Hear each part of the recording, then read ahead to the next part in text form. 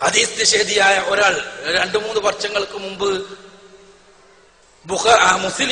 മുസ്ലിമിലെ ഒരു ഹദീസ് ഉദ്ധരിച്ചുകൊണ്ട് എന്നോട് തന്നെ ചോദിക്കുകയുണ്ടായി, ഇത് കൃത്യമായ ശാസ്ത്രത്തിനെതിരല്ലേ, ഇത് പോയി വലിച്ചെറിഞ്ഞൂടെ? ഹദീസ് വേറൊന്നുമല്ല, കുഞ്ഞിന് 40-നും 45 ദിവസത്തിനും ഇടയിൽ പ്രായമായാൽ ഒരു മലക്ക് വരും. ആ മലക്ക് പലതും ചെയ്യും. ഹദീസ് വളരെ വിശദമായിട്ടുള്ളതാണ്. അതിനിടക്ക് മലക്ക് ചോദിക്കും, അല്ലാഹുവേ, കുഞ്ഞ് ആണോ പെണ്ണോ? അപ്പോൾ അല്ലാഹുവിൽ നിന്ന് മറുപടി ഉണ്ടാകും. അത് പ്രകാരം കുഞ്ഞ് ആണോ പെണ്ണോ എന്ന് രേഖപ്പെടുത്തി മലക്ക് പോകും. ഇതാണ് ഹദീസിന്റെ സാരം. എന്നിട്ട് ഹദീസ് നിഷേധിയായ മനുഷ്യൻ പറഞ്ഞു, എന്തിനാണ് അങ്ങനെ ഒരു മലക്ക് വരേണ്ട കാര്യം? നമുക്കറിയാം, ബീജവും അണ്ഡവും കൂടിച്ചേർന്ന ആ നിമിഷം തന്നെ കുഞ്ഞിന്റെ ലിംഗം നിർണയിക്കപ്പെട്ട് കഴിഞ്ഞിരിക്കുന്നു. ഇന്നലെ വരെയുണ്ടായിരുന്ന ശാസ്ത്രീയമായ അറിവതായിരുന്നു. നമ്മളെല്ലാം സ്കൂളുകളിൽ പഠിക്കുന്ന അറിവ്. പുരുഷ ബീജത്തിൽ XY ക്രോമോസോമുകൾ, ഒരു X ക്രോമോസോമും ഒരു Y ക്രോമോസോമും. അതേപോലെ തന്നെ സ്ത്രീ ബീജത്തിൽ 2 X ക്രോമോസോമുകൾ. ഇതിൽ Xും Xും കൂടി ചേർന്ന് XX ആണെങ്കിൽ അത് പെൺകുട്ടിയാകും. Xും Yയും കൂടി ചേർന്ന് XY ആവുകയാണെങ്കിൽ അത് ആൺകുട്ടിയാകും. ഈ കൂടിച്ചേരുകയും ക്രോമോസോം ഈ രംഗത്തുണ്ടാവുകയും എല്ലാം ചെയ്യുന്നത് എന്ന ബീജവും അണ്ഡവും കൂടിച്ചേരുന്ന ആദ്യത്തെ ദിവസം. ആ നിമിഷം കുഞ്ഞിന്റെ ലിംഗം തീരുമാനിക്കപ്പെട്ടുവെങ്കിൽ പിന്നെ എന്തിനാ 40-നും 45 ദിവസത്തിന് ഇടയ്ക്കൊരു മലക്ക് വന്നിട്ട് ചോദിക്കേണ്ട കാര്യം? ഇതായിരുന്നു അദ്ദേഹത്തിന്റെ ചോദ്യം. അന്നത്തെ ശാസ്ത്രീയമായ അറിവുകളുടെ അടിസ്ഥാനത്തിൽ ഒരു മുസ്ലിമിനെ സംബന്ധിച്ചിടത്തോളം പറയാൻ കഴിയുക അള്ളാഹുവിന് അറിയാം എന്ന് മാത്രമായിരുന്നു. അദ്ദേഹം കുറെ കളിയാക്കി.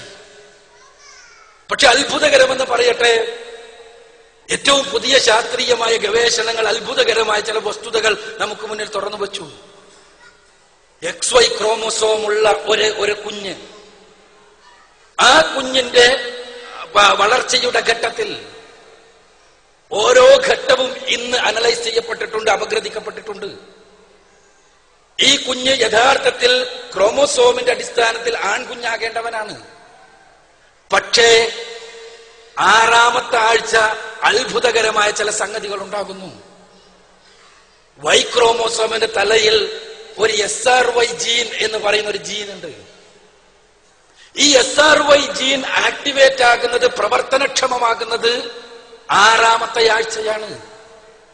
ഈ 6ാമത്തെ ആഴ്ച SRY ജീൻ പ്രവർത്തനക്ഷമമായാൽ മാത്രമേ കുഞ്ഞ് ആൺകുഞ്ഞാകൂ, അല്ലെങ്കിൽ കുഞ്ഞ് പെൺകുഞ്ഞാകും. XY ക്രോമോസോം ആണെങ്കിലും, അല്ലെങ്കിൽ കുഞ്ഞ് നപുംസക ആ സ്വഭാവം പ്രകടിപ്പിക്കും. ഇത് ഏറ്റവും പുതിയ ശാസ്ത്രീയമായ ഗവേഷണമാണ്. ഇതിനെക്കുറിച്ച് നെറ്റിലെല്ലാം നിങ്ങൾക്ക് ആവശ്യമെങ്കിൽ ചിത്രീകരണത്തോടു കൂടിയ, വീഡിയോഗ്രഫിയോട് കൂടിയ വിവരണങ്ങൾ ലഭിക്കും. PBS.org എന്ന വെബ്സൈറ്റിൽ ശാസ്ത്രീയമായ വിവരങ്ങൾ വളരെ അപ്ഡേറ്റഡ് ആയി കിട്ടുന്ന പല വെബ്സൈറ്റുകളിലൊന്നാണ് PBS.org. ഞാൻ പറയുന്നത്, ഈ 6ാമത്തെ ആഴ്ച SRY ജീൻ എന്തുകൊണ്ട് പ്രവർത്തനക്ഷമമാകുന്നില്ല ചില ആളുകളിൽ എന്ന ചോദ്യത്തിന് PBS.org നൽകുന്ന മറുപടി, ഇന്ന് വരെ നമുക്ക് കണ്ടുപിടിക്കാൻ കഴിഞ്ഞിട്ടില്ല അതിന്റെ കാരണം എന്നാണ്. അഥവാ യഥാർത്ഥത്തിൽ കുഞ്ഞിന്റെ ലിംഗനിർണയം നടക്കുന്നത് 6ാമത്തെ ആഴ്ചയാണ്. റസൂലുള്ളാഹി സ്വല്ലല്ലാഹു അലൈഹി വസല്ലം പറഞ്ഞത് 40-നും 45-നും ഇടയിൽ എന്നാണ്. 6ാമത്തെ ആഴ്ച 6-7-42. പ്രവാചകൻ സല്ലല്ലാഹു അലൈഹി വസല്ലമ പറഞ്ഞത് കേവലമായ 3 വർഷം മുൻപുള്ള ശാസ്ത്രീയമായ അറിവിന്റെ അടിസ്ഥാനത്തിൽ നമ്മൾ വലിച്ചെറിയണമോ, അതല്ല ശാസ്ത്രം അവിടെ എത്തിയിട്ടില്ല എന്ന് കരുതി കാത്തിരിക്കണമോ?